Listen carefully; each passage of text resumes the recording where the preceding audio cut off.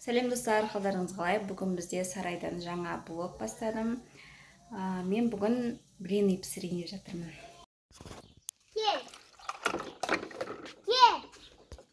Ойнайын.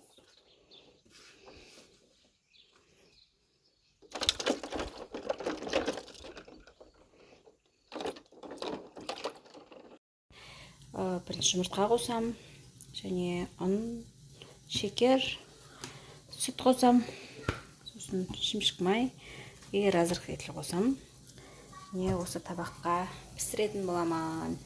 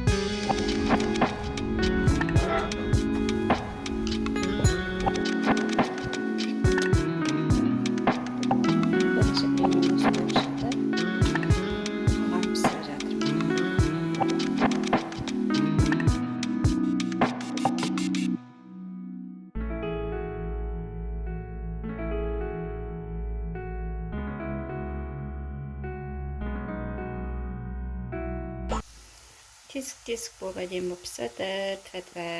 Өзім көзім өтіп кетер. Мынау біреуін жеп кетті, жаңа қызым келіп. Мына екінші.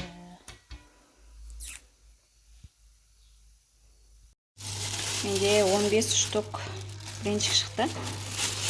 Әп-әдемі болып. Ертең азанда шай ішеміз. Ашайын ба?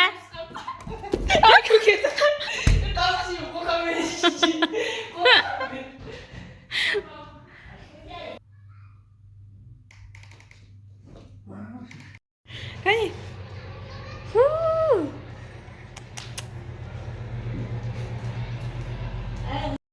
Қасиет.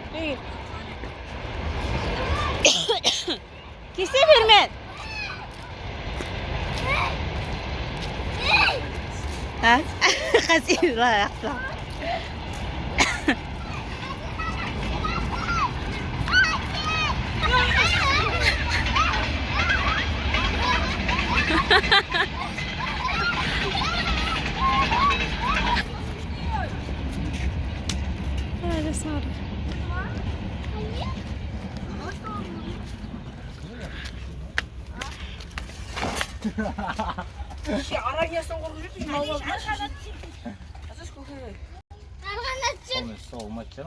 Тастай, ұстама қолыңмен.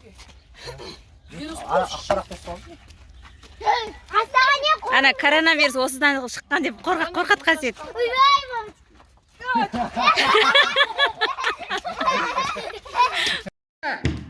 На, бала менің қасымнан шықпайды. Отыр міне. Мен әлі үйімді реттеп жатырмын.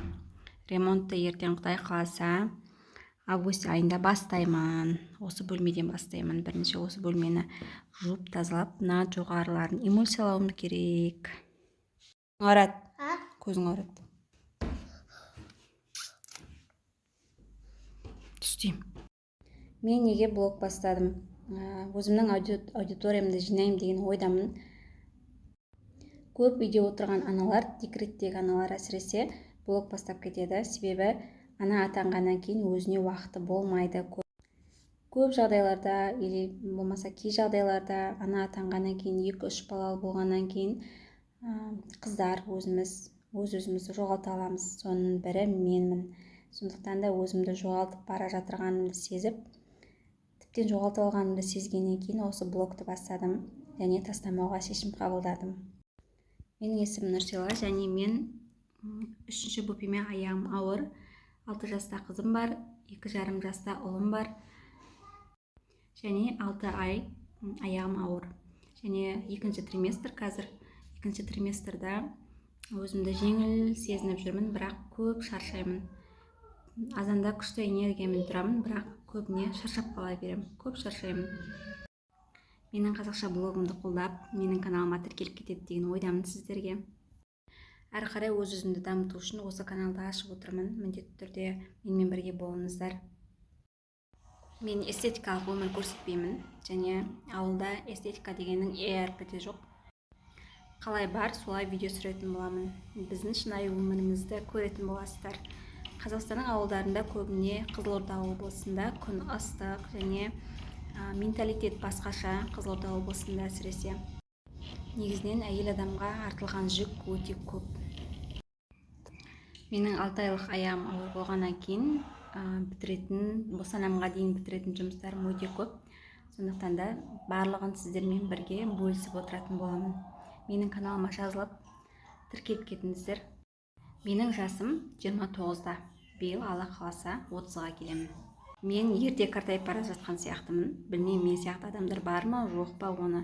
Адамның негізі психологияда биологиялық жас деген болады. Биологиялық жас адамда әртүрлі болады. Кейбір 50-60 жастағы кісілердің биологиялық жасы 30 жас, 40 жас болуы мүмкін. Ал 30-дағы кісілердің биологиялық жасы 60-70 жас болуы да мүмкін. Сол себептен биологиялық жас деген ол ойлау қабілетіңе, миыңа байланысты деп ойлаймын. Менде тест көргенімде, тесттен өттім, психологиялық тест. Менің биологиялық жасым 60-70 жас. Ол өте нашар көрсеткіш. Менің жасым небәрі 30-ға енді келемін. Сондықтан да 60-70 жас деген ол өте қартайып кеткен деген сөз. Әзір ойымды жинақтап, бір жерге айта алмай тұрмын, бірақ блог жүргізе келе, камераға үйрене келе, мүмкін барлығын жинақтап айтатын шығармын.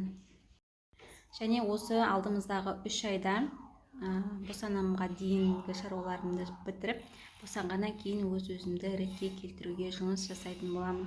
Себебі мен қазір толықтай демалыстамын, толықтай демаламын, содан кейін барып өз-өзіме келемін деген ойдамын.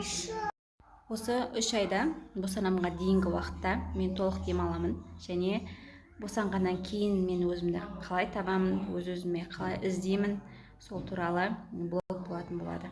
Себебі мен босанамға дейін мен ешнәрсе жасай алмаймын. Себебі мен қатты шаршап қала беремін. Орнымнан тұрғаннан бірден шаршап тұрамын. Сол себептен мен бір нәрсе істеуге менің күшім жоқ. Тек үйді жинап, миымды тынышталдырып, қара жұмыс, қолдың жұмысын істеу арқылы миымды тынышталдырамын.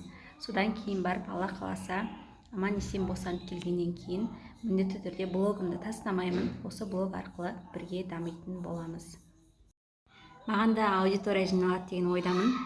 Менің каналыма тіркеліп кетіңіздер және қазақша каналдың дамуына аз да болса үлестеріңізді қосасыздар деген ойдамын. Сау болыңыздар.